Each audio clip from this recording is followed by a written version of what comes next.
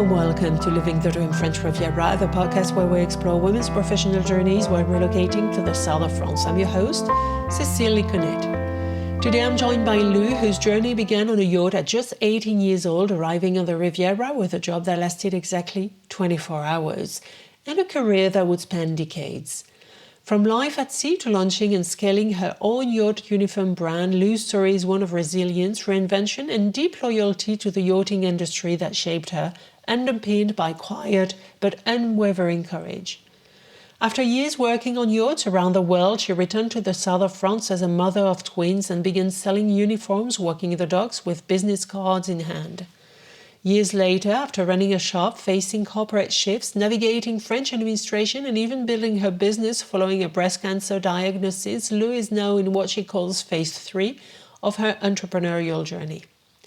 In this episode, we talk about building a company from scratch on the Riviera, the realities of French bureaucracy, hiring challenges, social charges, expansion fears, and the courage it takes to grow something that is entirely your own. We also go behind the glossy image of the south of France and the yachting world to understand what daily life here really looks like. Lou, thank you so much for joining us today. I'm really looking forward to hearing your story from life on board yachts to launching your own brand and how you found your place here on the Riviera. Let's understand how it all started. When did you arrive in the south of France? Where were you coming from and what was life like at the time? Well, this is actually my second, I would say, tour to the south of France. I first came to the south of France at the ripe old age of 18.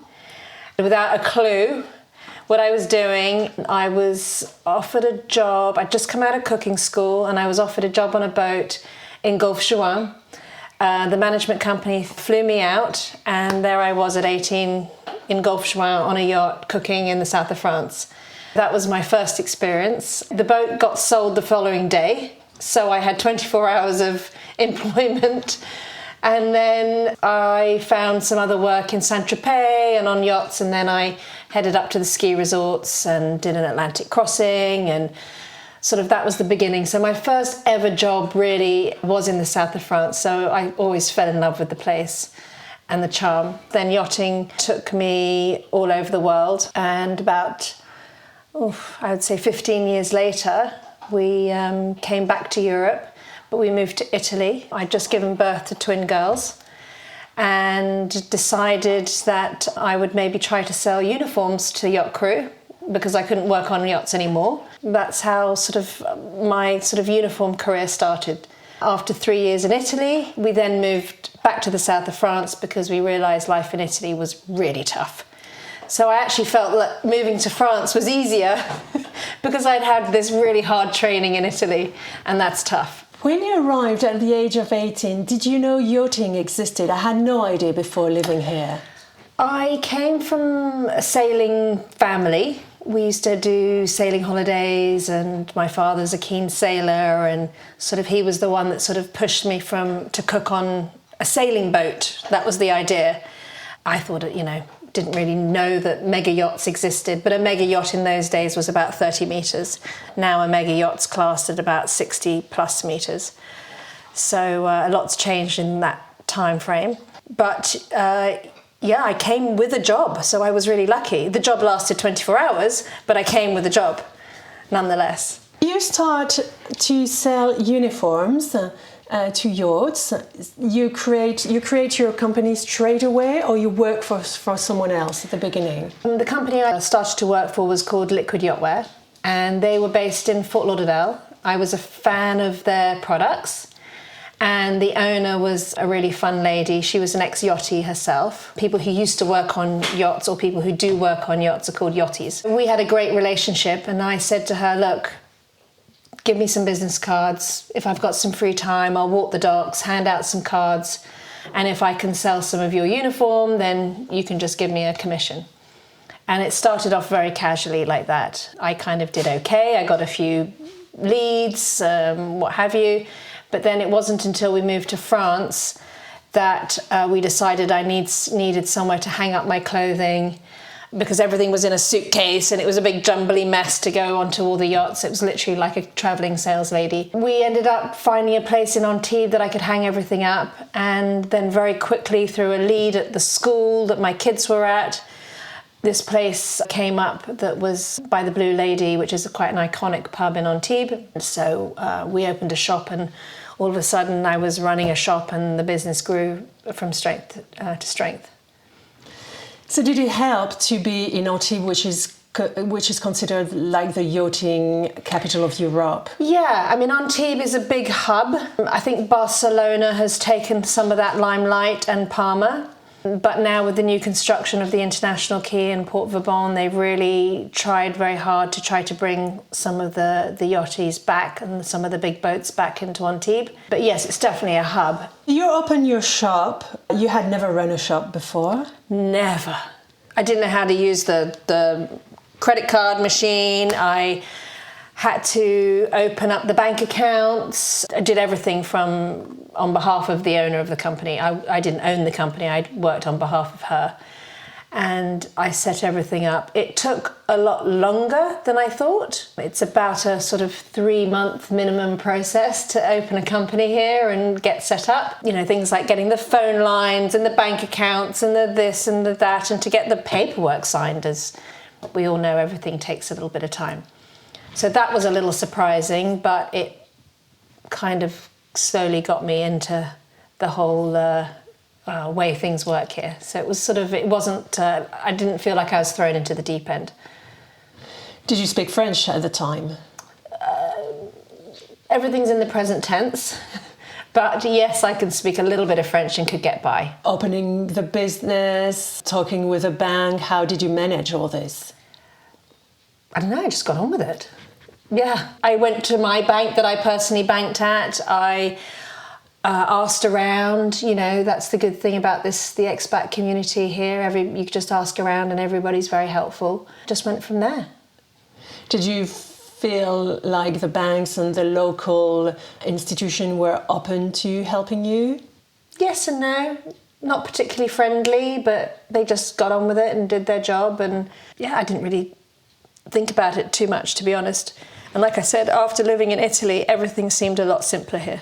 I believe you no longer have the shop now. How long did it last? The shop's still there. Mm-hmm. I ran that business for about 13, 14 years. In that time, the lady who I started the partnership with, she sold the company, and a group of investors bought the company from America, and sort of the dynamic changed somewhat. We've gone from sort of two women sort of figuring it out to this sort of corporateness, and it kind of fizzed out a little bit. Shortly after that, I was diagnosed with breast cancer.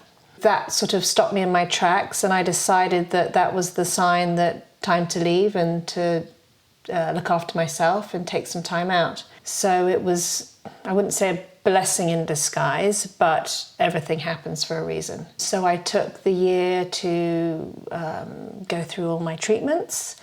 In that time, I thought I would be maybe sell houses or be a charter broker or sell yachts, or I had all kinds of ideas, and decided that sticking to the uniform was the right thing to do. It's something I knew. Everybody thought it was my company before, and I just went for it.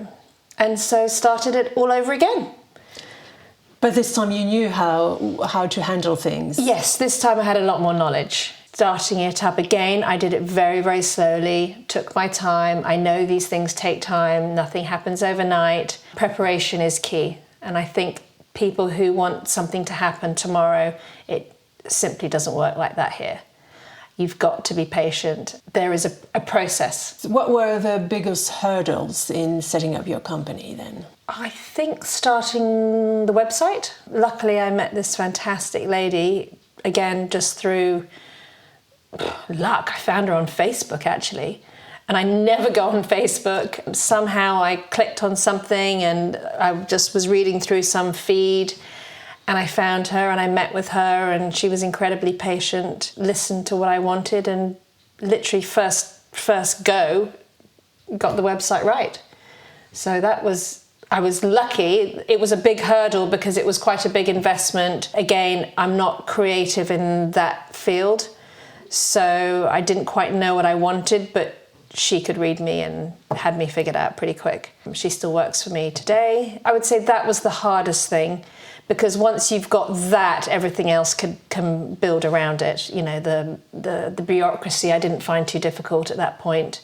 Now I'm sort of year 3 in the business, and I'm at that expansion part where I now need to go from being a cottage industry to the next step. That's the biggest hurdle. Let's go back into opening the business and starting it. So you had the clientele from the shop. They followed you, not necessarily? No, I started completely from the beginning. Yeah. So how did you get your clients then? Walked the docks, handed out business cards, flyers. I didn't have brochures at the time. Networked, went to events, and slowly built the business. People in yachting, it's not like a boat where, oh, I've put uniforms on this boat before. The crew changed so much on the boats. So yes, in the one hand, you put uniforms on one boat, but it doesn't mean that in 3 years' time, they're still your client, but then maybe the stewardess or the person you were dealing with really enjoyed working with me. So they would then go to another boat and go, oh, Lou at Lux and Keel was fantastic. She was so easy to work with. I'm going to give her a call. And so the network grows that way. Do you have a place now where you have a showroom or something? I have a warehouse in Mougins. Mm-hmm. It's not particularly amenable to a showroom. So what I'm looking for now is a warehouse showroom in one. That would be more in Antibes or more on the coast? No, I'm looking more by the A8, sort of Antibes, Sophia Antipolis, near the A8 exit, because I'm not trying to have a shop. I don't want clients walking in and buying a pair of shoes. My clientele, I work a lot with new build projects. Total, if let's say a boat's just been sold, it needs all new uniforms. So I work with clients in that way. So I usually go to them. That's why I drive a lot to Italy, La Ciotat, Marseille, Holland, Germany, you name it. So your clients are not all on the French Riviera. You have clients all over the world. Yeah. Or Europe at least. Yeah.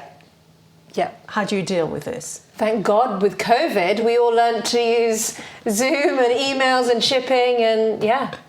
And the yacht crew are quite, I would say, a little bit lazy that they don't want to come to you. It's easier if you go to them. And that's the part of the job I absolutely love. I love meeting people, going to helping people out. So for me, the uniform kind of is just the service that I provide, but it's fun because I like to rise to the challenge, and it's nice to meet people. Everybody has a different situation, different budgets, different styles.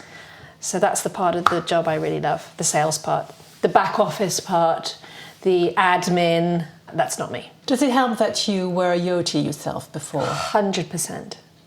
100%. I don't think you can sell something if you haven't been in someone else's shoes. I just don't understand how these yacht uniform companies hire people that have, you know, oh, well, I sold wine before, or I worked at a country club or something. It's got nothing to do with the industry. And you cannot teach that to people. You cannot teach it. You have to have been in it. I'm not saying I would hire somebody in my administration or in the back office. That's logistics. You don't need to understand yachting. But to go out and sell and to communicate with the client, you have to understand the industry. What would you say is the key important thing to understand? Like the way crew rotates, the way people deal with things? Space is a problem on yachts. It has to be practical. They have probably maybe only a few washing machines for 20-odd crew. It's got to wash and dry well. It's got to be easy care. When I was in the industry, everything was cotton, everything you had to iron. One crew member would spend 10 hours in the laundry room ironing all day long. Now we have the technical fabrics. The polos don't need ironing, the shorts don't need ironing, the short skirts don't need ironing. The shoes have come a long way. We used to wear dreadful leather shoes that would rip your feet apart. Now it's quite okay to wear comfortable trainers. I understand that space, I understand colours, I understand fabrics, I understand practicality. All of these things come into play. Do you sell one brand, or do you have some clothes created to what the yachts want? Like a client will ask you something specific? Good question. You've got your everyday brands, which is the people that provide your waterproof jackets. You've got Slam, for example. Then you've got people who provide your fleeces and hoodies and just sort of your everyday sort of warm stuff. So that would be your Russell, your Gildan, the t-shirts, they're off the shelf. I have suppliers that supply wholesale to me, and then I brand them. And then the shoes, you've got Sperry, you've got On Cloud, you've got Tropic Feel, Dubarry, caps, all of this is wholesale, and then I personalize it with the boat's logo. Then you have certain products like my dresses, my skirts, my shorts. That's my product. I manufacture that. If you want that, you have to come to me. And each company has to have their own unique product, because that's how you get the client in the door. If you want my skirt, you have to buy it from me. I don't sell it to anyone else. And that's the key to attracting more clients. So it's quite a big investment, because there are uniform companies out there that just sell the usual brands, but they don't have their own products. And to get them in the door, to get them to me, I have to have my unique products. And mine is my skirts, my shorts, and my dresses. Did you have a target crew in mind when you designed them, or you wanted them to be available for all sorts of crew? And Well, I've got two different types of skirts for the girls. I've got one that's called Sporty Skirty, and it's sporty, it's short, it's fun, it's practical. Then I've got my luxe skirt, which again, it's a little bit longer, it's more elegant, it's got a lot more technical parts to it. And then I've got the boys' shorts. It's a good, solid, short, four-way stretch. It's got side zip pockets so they can put stuff in that's not going to fall out. It's discreet, they're practical, they dry fast, so when they're jumping in and out of water and tenders and things, they're not going to go in the crew mess and sit on wet shorts and then get rashes and stuff like that. And then the dresses, again, I'm trying to go for something that is super elegant, because I think when you are going to wear your dresses, that's in the evening, and they're just so boring, the dresses out there at the moment. They're just so boring. It's just a plain. I'm developing something really cool right now.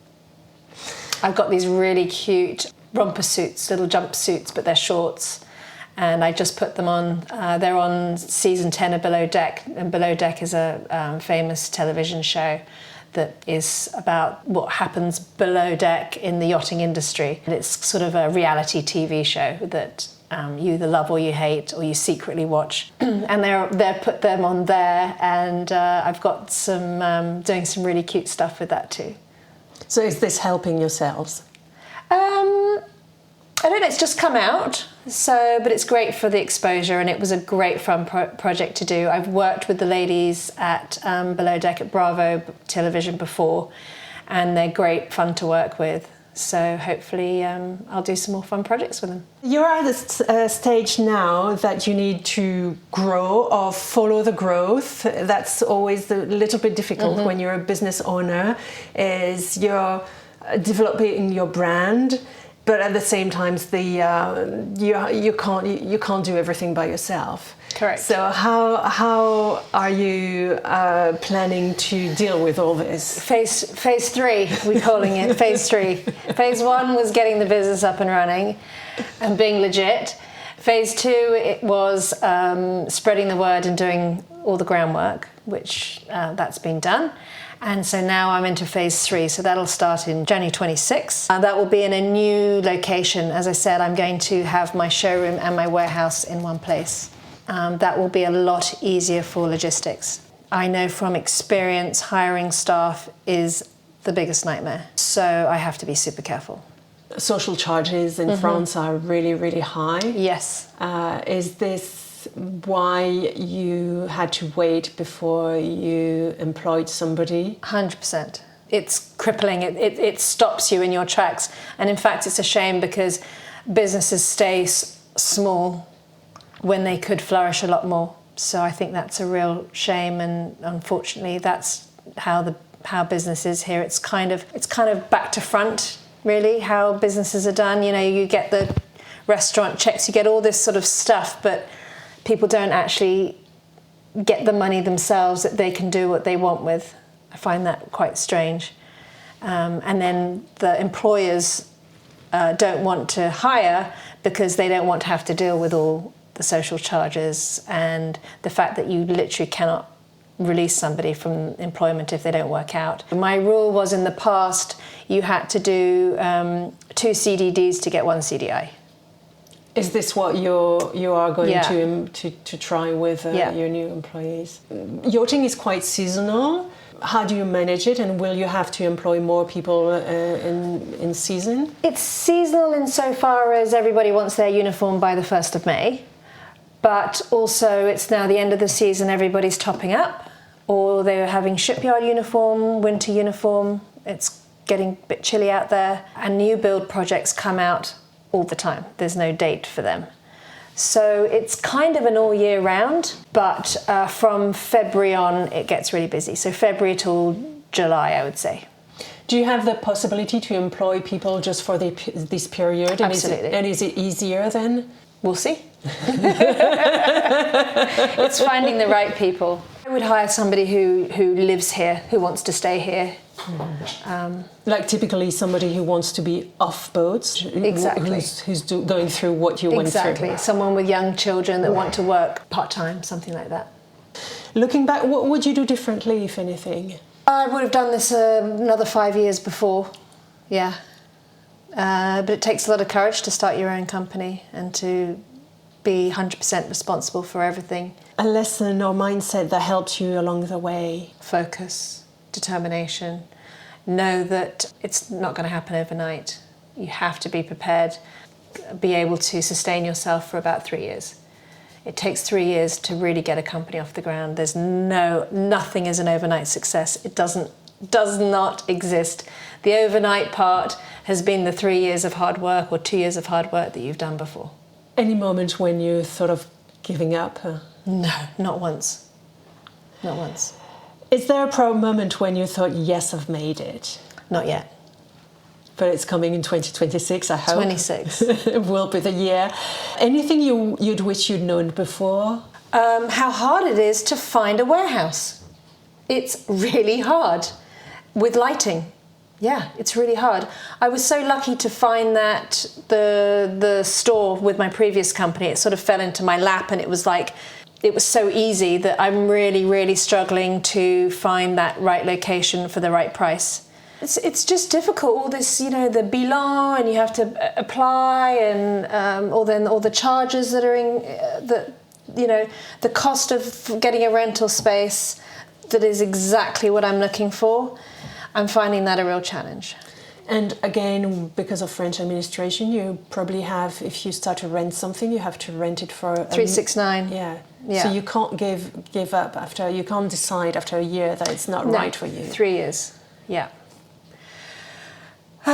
We'll see. Have there been moments when it felt all overwhelming? Every single day, it's overwhelming.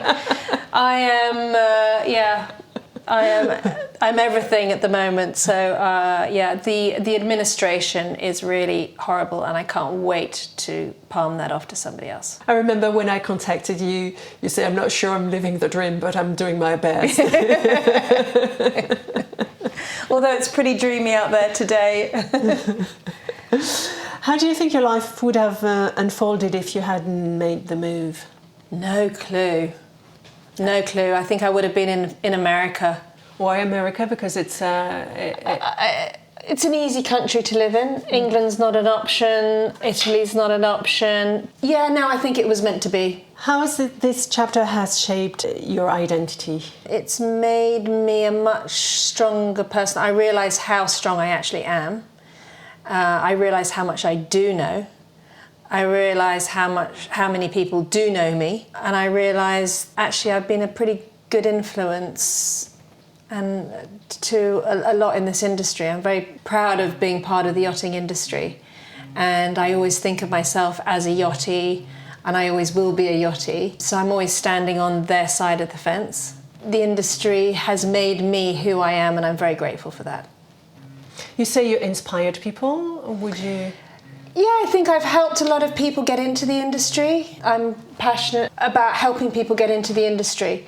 I'm not a crew agent, but if somebody really wants to somehow get into the industry, I always take them under my wing and explain to them what to do, where to go, and try to help them. There's a great crew house down in Antibes called the Grapevine, and I want to do more work with them every year with the new yachties coming in and trying to get their first break, because that's all you need is your first break. And I realised how lucky I was to have been given an airline ticket and sent to the south of France.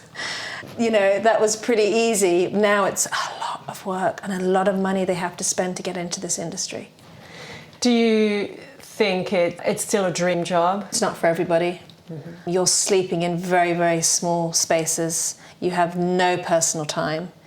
You're told what to do, when to have a day off, when not to have a day off. You work very long hours. Yes, you travel. I remember going to Venice and we had 4 hours between one guest leaving and the other guests arriving. And I was like, I haven't seen Venice. This isn't how I've seen Venice. I'm not going to have this. I have never been to Venice. Because I'm like, you just don't see it. I can't go, I've been to Venice, when I've literally just been collecting, because all the food had to come in a barge. And I'm like, no, I haven't seen Venice. This is not it. So you do go to some amazing places. And yes, you do have time off at some amazing places, but quite often it is a Venice moment where you're in, you're out, and you don't get to see any of it. What do you need to be a yachtie? Have discipline? What? Yeah, I think you have to be a team player. You cannot be an individual. You've got to be... So I always think people who have come from boarding school or from a big family or who have played in team sports, they're usually really good at being a yachtie because you have to go with the flow. Somebody who's been in maybe the military, something like that. Yeah. I know you need to leave very soon, so we'll go very quick on life on the Riviera. So I'd love to hear your take on what daily life on the Riviera really looks like beyond the glossy postcard image. Do you think life here is as glamorous as it looks from the outside? When you say glamour, everyone thinks of the south of France as maybe Cannes Film Festival and something like that, and of course that exists. But the reality is we're about 30 minutes inland, 25 minutes inland. So when I was working down along the coast, I always would, after about 3 or 4 minutes of starting to drive inland, you're like, get away from that traffic, the hordes of people. And the countryside is really what makes this part of the world so beautiful. The weather and the countryside. You're completely surrounded. There's olive trees, beautiful little villages. We've got Saint-Paul-de-Vence, we've got Gourdon, we've got Tourette-sur-Loup, Valbonne Village. There's so many beautiful little places to go and visit. So I think it's not so much glamorous, it's beautiful. What's the most iconic place, in your opinion, in the area? For me, the most iconic and glamorous, maybe like Hotel du Cap. The Cap d'Antibes, Quelle Plage, I find that iconic, and every time I go there and you look around at the people and you might be sitting next to Serena Williams or Tech Giant or something and they're just in their shorts looking casual and having a nice lunch. Do you have a favourite spot or hidden gem you'd like to share with us? I think Gourdon Village is quite underrated. It's got some lovely little restaurants, some beautiful walks from there. It's got a beautiful view. It doesn't have the hordes of tourists that a Saint-Paul-de-Vence or Ez Village would have. So I would say, yeah, Gourdon. It's a go-to place. And the best ice cream shop. What is it called? I don't know. Okay, look for an ice cream if you're in Gourdon. How do you see the Riviera evolving in terms of community lifestyle or opportunities? For me, it's a great place. I'm an expat. I grew up overseas. I'm half British, half Dutch. So for me, I fit in here. Everybody has come from somewhere and is usually at least trilingual. The schools, the kids at school, I feel like my kids fit in. They don't feel like they're the odd ones out. I definitely felt like that in Italy. I was the stranieri, as a foreigner is called, stranger. So I found that very, very hard. Whereas here, you know, there's usually somebody that's just arrived or is in the same situation as you. There's lots of ex-yachties, lots of expats, and I think that's really nice for the adults and for the kids who grow up here too. That's a wonderful way to finish. Lou, thank you so much for taking the time to speak with me today. I know how precious your time is, especially with the pace of your work and those last-minute client requests. It's been a real pleasure to hear how you've built something of your own while staying closely connected to the yachting world here on the Riviera. Thank you very much. Thank you. Thank you for listening to Living the Dream French Riviera. If you enjoyed this episode, please share it, follow the podcast and leave a review. It truly helps others discover these stories and keeps the project growing. You can find more about Lou and all my guests on livingthedreampodcast.com, where you'll also find a link if you'd like to support the podcast. Season 2 is currently in preparation, and I would genuinely love to hear from you. If there are themes you'd like me to explore, industries you're curious about, or women whose stories deserve to be told, please get in touch. Guest suggestions are always welcome. A heartfelt thank you to Claire Long, whose music brings warmth and emotion to every episode. I'm Cécile Connet, and this has been Living the Dream French Riviera. À bientôt!